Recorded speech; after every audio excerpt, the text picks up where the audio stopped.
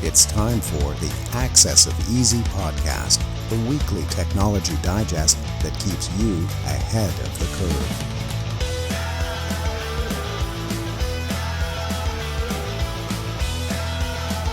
Brought to you by EasyDNS.com.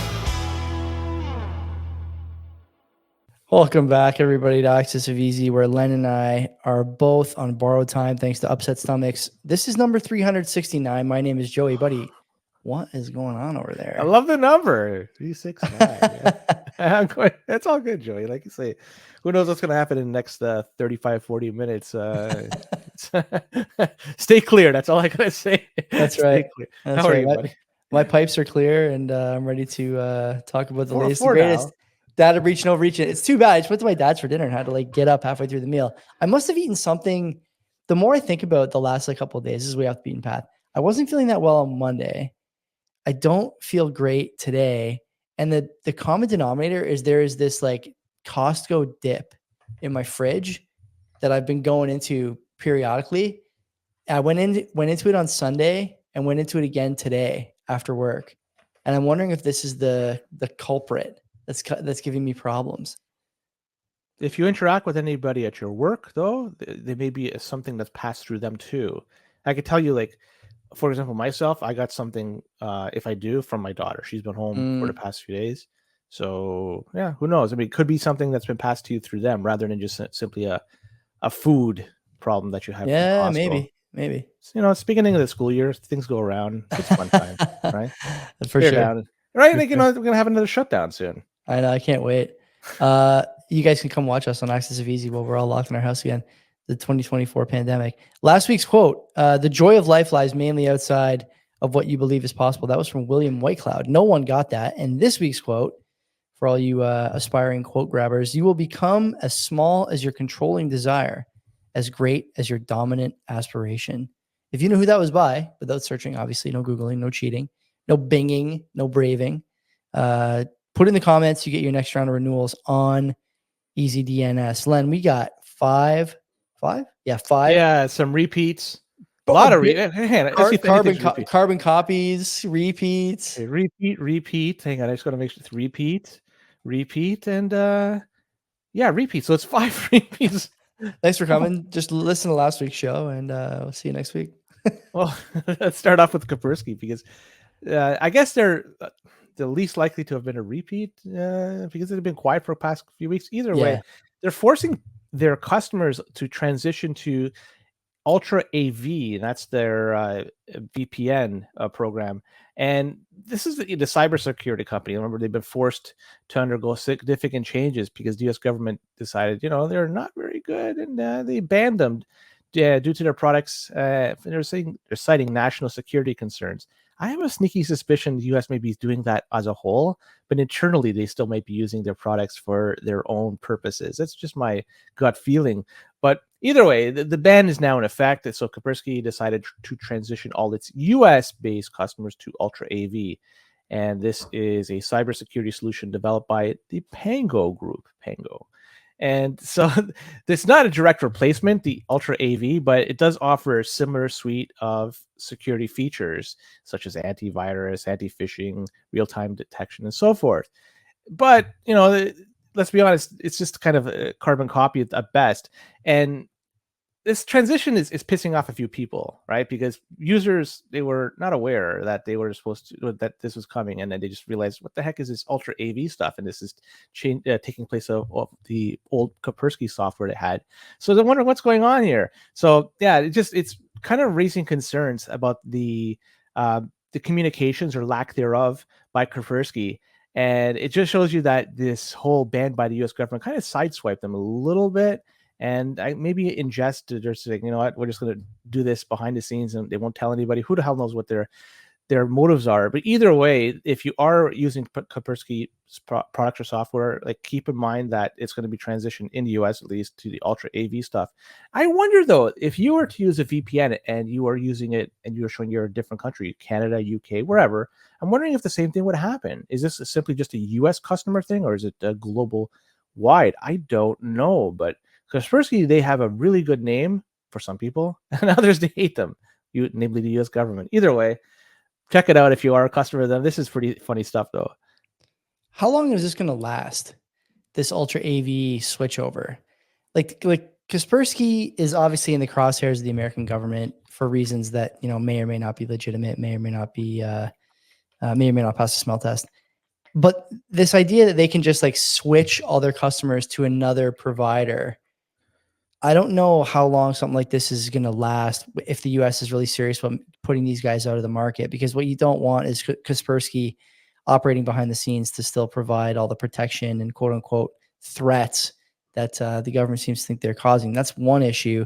The other issue, Len, these guys are a subscription service. So from a business standpoint, in a year, are you going to stick with UltraAV if you're a Kaspersky paying customer in the United States? Or do you say to yourself like, you know what, I'm going to go with something else, something that's, true to its name and maybe not the subject of, or the target, I should say, of like bans and all sorts of other, lawfare. And I just don't think this is long for this world, this solution. I admire the attempt, but like the rollout sloppy, it doesn't sound like they consulted with their customers about, which service they wanted. Like, why not set up a few options for people if that's, and then the other thing too is like, if UltraAV is as good as Kaspersky, why keep paying Kaspersky after the year is up? There's some details missing from the story, obviously, in terms of exactly what the subscription gets passed to. But to me, it's a sloppy kind of broad stroke fix,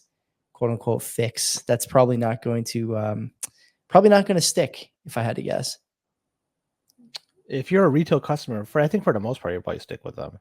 Retail's so lazy for them. How many people in retail, like low level retail, are getting Kaspersky instead of like question? Yeah, Norton or whatever, right? There's 100 other more accessible ones that come with computers that, here's your, yeah. So doesn't Windows come with its own too? Is it built in? Windows has its own. I have Malwarebytes on this actually at Mark's recommendation, but it comes with its own as well. That's pretty good. Windows Defender, is that what it's called? Yeah. It's firewall too. Like it's all in one, or am I wrong? Yeah, it's all in one product. I can't believe I know that. That's interesting. Okay. It's probably on your work computer, right? Like if you have a Windows computer at work, it's probably on that. Oh yeah. You probably see updates there once in a while, if I had to guess. Yeah. Good call. Anyways, let's move on, because Telegram, again, another repeat customer here. And we talked about Pavel Durov. That's the CEO of Telegram, and he was apprehended in France and then let go. And we were talking about his e-girl as potentially the reason. She's a crypto advisor. That's her profession. Yeah, well, there's some new information that came along with all this. So Durov is now going to be more forthcoming with giving information. He's on the government payroll now. Yeah, he sure is, because he agreed he's going to be sharing user IP addresses and phone numbers with authorities upon legal request. Brutal. And we talked at length about the security that comes along, or how private it is, Telegram. And anybody out there that uses it, if you spin up a new Telegram on a new computer, new phone, or whatever, using an old account, notice that all your chats, everything is there. Like, where does it get it? Well, there's a centralized server that hosts all this. That's not the same as something like Signal, or there's a few other ones that come to mind. That escaped me for a moment. Either way, this guy's he's playing ball with authorities. Now, when are they going to be starting to ask for this information, and for whom? Remember, we have an election coming up, and we'll be talking about an election-related story later today with Facebook. But they could do this at any time. If anybody is talking about something, they're prominent in the community, and it's against a particular narrative, well, they could start asking for stuff under Telegram. And then when they get that information, what could they do with it? They could probably prosecute or whatever. It's game on at that particular moment. So it's just another reason that you should, if you are a Telegram user, to migrate to something else. Or if you still are using it, try not to. Well, certainly don't send anything that's good. Unless you shouldn't send anything to incriminate you in anything, but just be very wary if you're using it, because data information can be used at any time. Even if you're saying something in jest, who knows? It could be used against you. For sure. Here's a quote from the report. Okay, so first of all, they're basically saying that if they receive a valid order from the quote unquote relevant judicial authorities that confirms you're a suspect in a case involving criminal activities, we will perform a legal analysis of the request and may disclose your IP address and phone number to relevant authorities. If that was actually the issue, okay, that would already be too much, because a suspect in a crime these days means a lot of things. And we've seen a number of times the legal system and judicial system weaponized against people who are politically inconvenient. This is the important part. Accompanying the changes is an update to its search feature to remove problematic content from search results, and a new mechanism for users to report illegal search terms and material through the @search report bot for subsequent review and removal by a human moderation team. So now you're going to have people trolling your chats, your group chats, your channels, and tattling on you when you say something that they think is illegal or should be punished. The platform is dead. It's dead.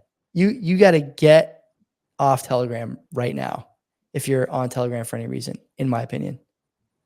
You know, Telegram's used a lot for airdrops for altcoins. I'm trying to be really. My is words it? here. Yeah, like How's that work? So I don't know, but if you go look at like airdrops and launching projects, NFTs, and all that stuff, a lot of it's done on Telegram. That's how everything is. They try to generate a buzz and try to communicate their information to their liquidity providers, we'll call them. So yeah. So with that too, you know, with the SEC going after a lot of these projects, this might be another avenue for them to gather information and to launch more lawsuits, because if they have the tool available to them, in this case Durov, to give them the information, be very careful. You know, another reason why you shouldn't delve in that community whatsoever, because you too, if you're dealing with securities, it's just better to buy Bitcoin. Just again, not financial advice, my just humble opinion. It's an interesting take though, the Telegram role in the token economy. Yeah, you got to wonder if that came up. I know these guys talked a lot about, like, you know, child pornography, and I think there was like some terrorism stuff as well in the original accusation out of France. But I wouldn't be surprised if there was some securities issues on the side as well. I think that the US would be very interested in that. For sure they would. Yeah. Yeah. LinkedIn. This is another repeat. Again, it's just banger. My God. So they're coming under scrutiny for its use of user data to train artificial intelligence models. This is an interesting story. The company is able to collect a vast amount of personal information from its users, including their posts, interaction, language preferences, Punjabi for me, and their work professions and their networks. And the information is then used to develop and refine an AI-powered features like the writing assistant, which, according to this, it says it suggests improvements to users' written contents. Because I'm not a LinkedIn user, I don't have an account, so I have no way to verify if this is the case. I would suggest, if you're a LinkedIn user, unless you truly need it, get off it, because they're scraping your information here. They claim to take measures to minimize the amount of personal data used in training. Just such an obvious lie, like such an obvious lie. So yeah, honey, you don't look fat in that dress. You know, Thank it's just you. Like on that level of, there's no finesse. Like QTR always says, like quote the Raven, Chris, or whatever. He says it all the time. Like, there's just no finesse in the lie anymore. Anywhere you look. The thing is, they didn't even ask. There was no obtaining consent from the user. So they simply did this. So privacy laws potentially may have been broken, but I guess this is something for the courts and lawyers to figure out. Either way, like, I just want to go back to, if you are a LinkedIn user, unless you really need it, why continue to be on it? Is it a social media platform for people to reach out to people? I don't know. Like, it's the worst. Yeah, I don't have it, and I'm thankful I don't have it, but I don't need it too. Depending on, I guess, on the type of job you do or the type of industry you work in, I guess there's a need for it. But if not, man, just stay far clear from this thing and let somebody else get wrecked by getting trained by artificial intelligence models. What else can you really say about AI, except that you hate it with all the sort of burning suns inside your body? It's just like the worst of the worst, these people. And by the way, we'll talk about ChatGPT in a second here, but yes, like, it seems to me like there's a little bit of a rats jumping off the Titanic thing going on here as far as AI. And I don't think that what I'm seeing from LinkedIn is any different from what I'm going to see from any other company. The question is, what is the point of a big LLM? You know, like there's no, maybe this is just me, but every time I use ChatGPT or any of these LLMs, even the one I tried to build for CBP using the NVIDIA model, like it's just not good. The stuff it gives you is not good. The answers are not complete. They're full of hallucinations. We've talked before about this loop where people who don't know what the hell they're talking about go there because they don't know how to do research or don't want to. They upvote the answer because they don't know if it's right or wrong. It just looks good. It's always like a a very wordy high school level trying to fill the page response. And so like that's on the GPT side, the ChatGPT side, the OpenAI product. But these like more narrow LLMs, what is the point of a LinkedIn LLM? Has anyone ever seen a LinkedIn post that was properly done? Like you get these posts on LinkedIn, like, my wife, I just found out my wife is sleeping with my best friend. Here's 9 lessons it taught me about enterprise software. Like that's the kind of stuff you see on LinkedIn. And it's just like, who's looking at that and thinking, man, I wish I could train a language model on this content. Nobody. If it gets eyes, because that, I'm not trying to defend it, but that's something that you can measure about clicks and how long people are on that particular story. So what do you do with the language, like the AI model that you're training? What is the output? That's what I don't know. Maybe it's beyond you and me. Maybe like I'm just missing something on the tech side, but it doesn't make sense to me. With AI, they say, and maybe I'm going to say this, I'm going to butcher this saying, but they say the worst rendition of AI is the one you see today, because every day gets better and better, because there's an improvement. But there may not be truth to that, because depending on how they're improving it, because they're improving it with the LinkedIn. It could be with the bias farming. No, it could be with a particular bias, and then that changes everything. Oh, sure. It's virtually impossible to train or to build something with no bias. Like, let's be honest, everybody has biases everywhere. You're just trying to minimize it and just let it roll. That's ideally, and then let it do itself in terms of training. Somehow learning on its own. But that would be the holy grail. But it's still a glorified search, in my opinion. That's the best. The holy grail of AI is when you and me no longer have to do any podcasts. We just don't tell anyone that it's not us. We just get the AI to do it. They're getting awfully good in terms. It'll be weird when like we show up on the screen with 7 fingers on each hand, but that'll be short lived. No one will notice. Yeah, we'll collect money on the side, be in a beach, and you pick your country, I pick mine, and we'll international Bitcoiners, Canadian Beachcoiners podcast.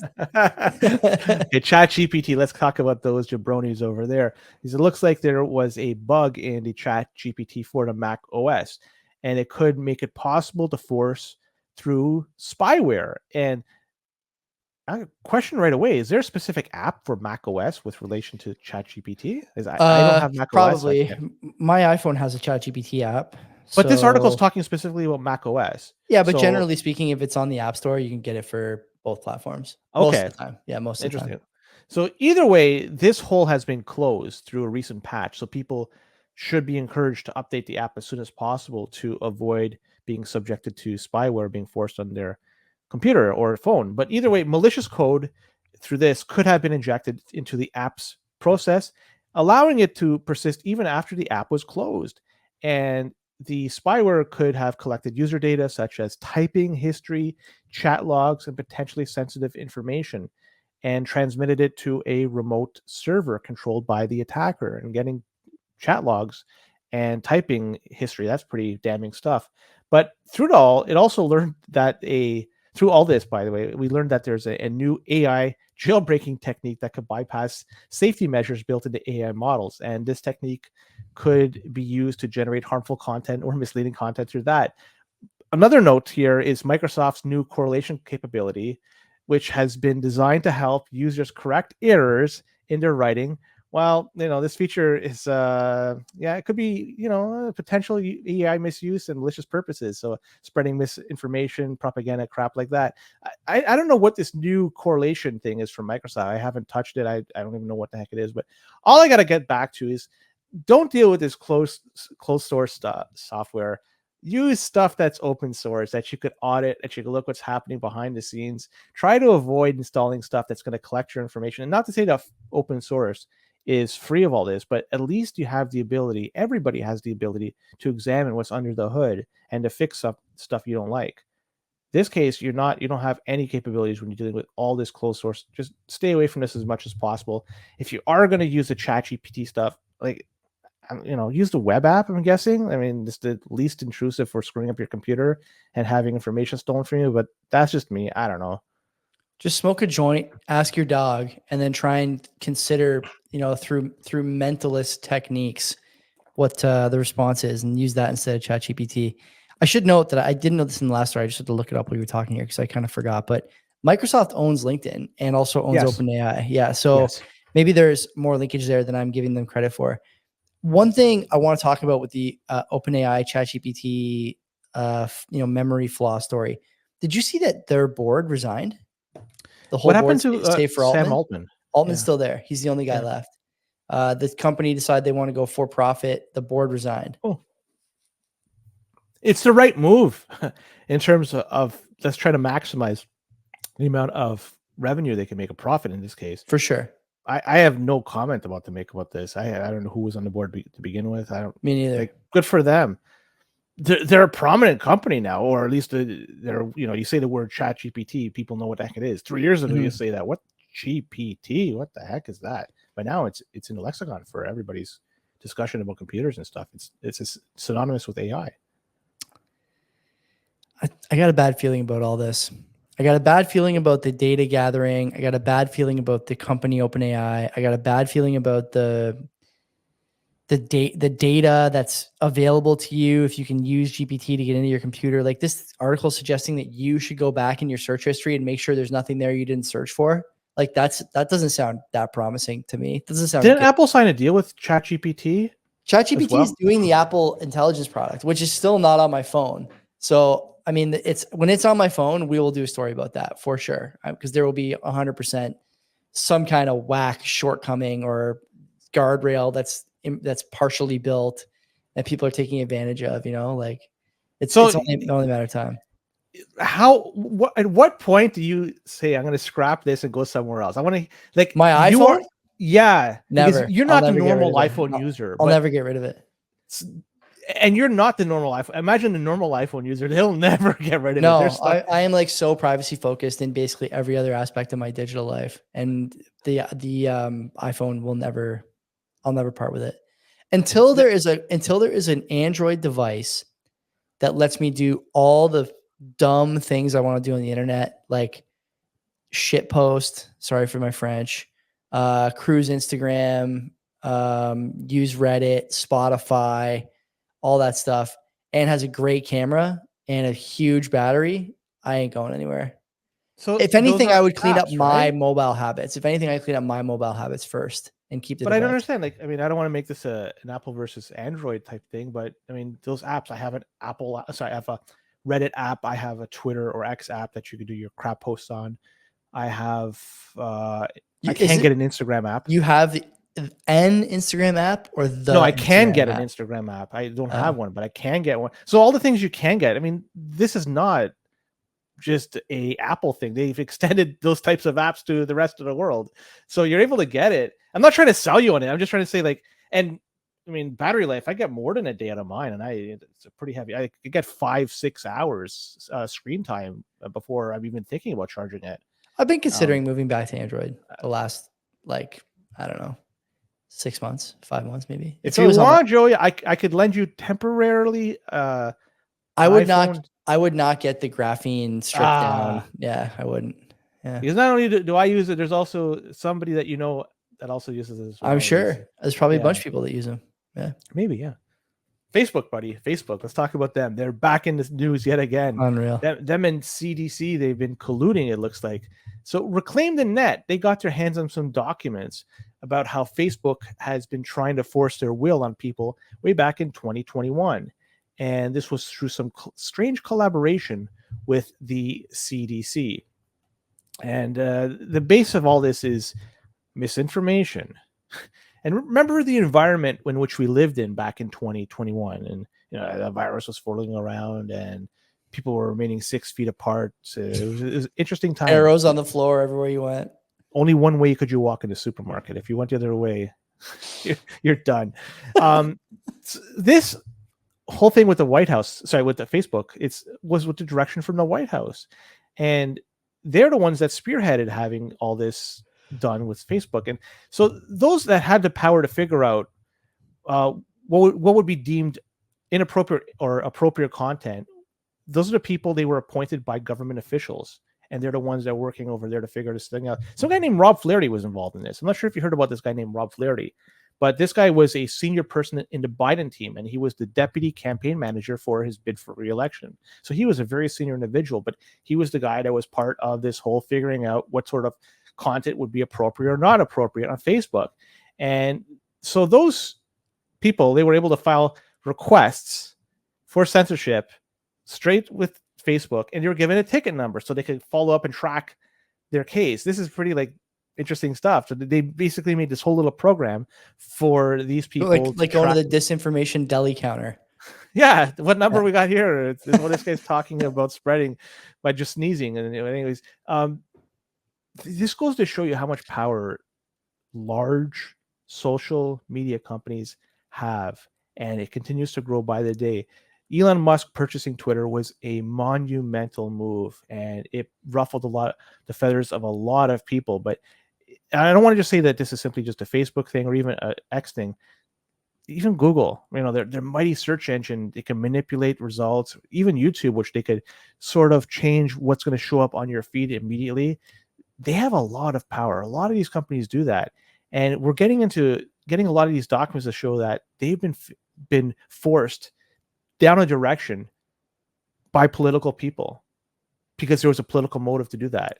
And it's too bad, man. And the trust I have for a lot of these companies, for what little trust I have, has been eroded. Yeah. And the people that are behind it, the people in the White House, well, whatever. They're the ones that their head should roll, but they won't. They're just going to move on to the sunset. Somebody else will get elected, and nothing will happen as a result of it. It's too bad.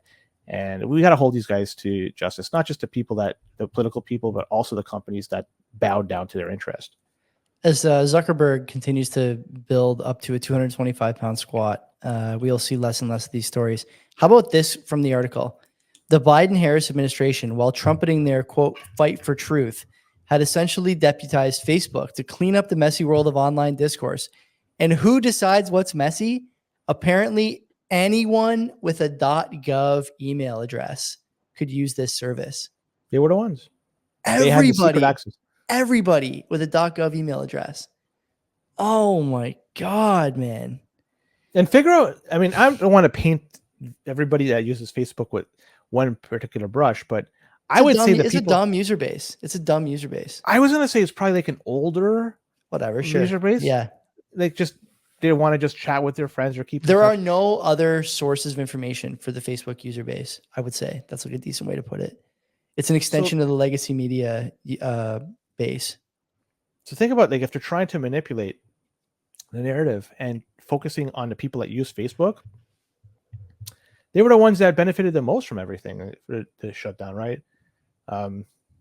Whatever, it is what it is. It's unbelievable. Like the stories like this, even as some of the stuff from the court case, and that Flaherty guy has been subpoenaed already to talk about censorship in front of Congress. And these guys just lie when they get up there. They just lie, right? And I think Zuckerberg, I joke about all the time the testosterone thing, but I think to his credit, Len, you know what he's probably tired of doing? Lying. He's got kids, he's got a wife, he's got enough money to live for 1,000 lifetimes. Now he doesn't care about being the nice guy in the room. He cares about, I think, legacy more than anything. So, do you fear that there's any Chinese influence at all, because he speaks Chinese fluently? His wife is Chinese, right? Or she's some kind of Eastern persuasion. I'm not sure. Maybe. So I'm wondering if there's there not Chinese influence would be a better question, right? It's a shorter list, probably. Well, I could tell you it wouldn't be Eric Adams. He wouldn't have any Chinese influence. That guy's fighting the good fight. If you ask, not me, but certain people. This is related to the story, but did you see that video? We showed a video on CBP about 6 months ago of him showing you how to search your kid's room for drugs and guns. It's surfaced again today. Big Cat from Barstool Sports posted it with some funny jump cuts. I honest to God, Len, was cracking up this morning at like 6 a.m, just like waiting for my coffee to pour. I was just trying not to laugh. I'll send it to you. Former cop too, right? Yeah. Chief of Man, police, maybe. Chief of police, right? Maybe Something like that. In New York, he was definitely a blue guy beforehand. Yeah, for sure. Big pollsters, by the way. Might have been Nate Silver, might have been Malcolm Gladwell, who's not a pollster, but like a cultural commentator. He was a favorite to take the next election cycle as a Democratic candidate for president. Wow. They're thinking they have that far in advance. Like this, let's be honest, it's going to be Harris who's going to win, right? I mean, who knows actually, but if she happens to win for one way or another, it's a two-termer. It's hard to get. Yeah. It's hard to be a one-termer unless your name is Trump. God. So, man, how embarrassing would it be for him if he loses this election? He lost to Biden and then Harris. That's embarrassing. It is. Like, it'd be embarrassing for him. That's a different. I never thought about it until right now, but he has to win just to save his name because it's going to be tainted forever. Man, imagine losing to Biden and then Harris after that. He can just fall back on his Liberty Finance coin riches. So, did you hear how they're going to get around that about the securities and stuff? No. So they're going to be selling to U.S. customers only that meet certain criteria. And this way, from what I gather, it enables them to sell it without being considered a security. Like accredited investors? Something along those lines. I didn't understand it entirely, but in terms of like they're not selling it to the general public. So it's going to be for specific people or companies or entities or whatever. From what I understand, as globally, they might start doing it to everybody, but with US, it's a different way that they're going to be selling it. So I think this is the way they're going to get around that. It seems interesting that they would do that in an environment where the SEC is going after everybody and anybody that is doing a security. Why would the potential next president of the United States sell something that's a security? It doesn't make sense. But I think this is the way they got around it. They had their lawyers look at this and whatever. I just found that to be interesting. So it truly is a crap coin altogether. Stay away from that. Buy Bitcoin. Not financial advice. We'll see you guys next week for the latest and greatest in data breach and overreach. Until then, take care of yourselves. Yeah, take care.